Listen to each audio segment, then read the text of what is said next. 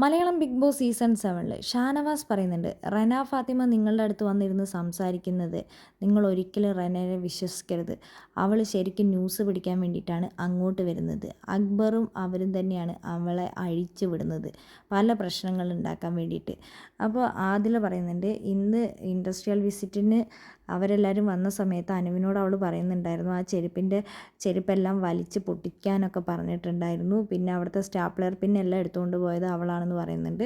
അവൾക്കിട്ട് നല്ലൊരു പണി കൊടുക്കണമെന്ന് ഷാനവാസ് പറയുന്നുണ്ട്. പിന്നെ ആദില പറയുന്നുണ്ട്, അക്ബർ എന്താണെങ്കിലും നൂറേൻ്റെ കൈ മുറിച്ചത് എനിക്ക് അത് ഓർക്കാൻ തന്നെ വയ്യ. എനിക്ക് ഭയങ്കര ദേഷ്യമാണ് അവനോട് വന്നത്.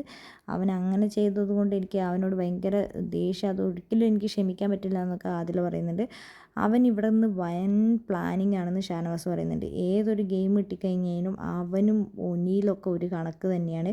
എല്ലാം ഗെയിം പൊളിക്കാൻ വേണ്ടി വന്നതാണ്. ഇത് ശരിക്കും നൂറയ്ക്കിട്ടുള്ള പണിയായിരുന്നു. അവരാണ് ആ പണി അങ്ങനെ ആക്കി കളഞ്ഞതെന്നൊക്കെ പറയുന്നുണ്ട്. ആദിലവ പറയുന്നുണ്ട്, എൻ്റെ നേർക്ക് വന്നു കഴിഞ്ഞപ്പോൾ ഞാൻ അക്ബറിന് തിരിച്ചൊരു കൊട്ടം കൊടുത്തു. ഗ്രൂപ്പിസം കളിച്ച് കഴിഞ്ഞപ്പോൾ ഇവിടുന്ന് ഒരുത്തനെ പുറത്താക്കിയിട്ടുണ്ടല്ലോ, ശരത്തിൻ്റെ കാര്യം ഞാൻ എടുത്തിട്ടത്. അത് കേട്ട് കഴിഞ്ഞപ്പോൾ വായടച്ച് മിണ്ടാണ്ട് പോയിട്ടുണ്ട്.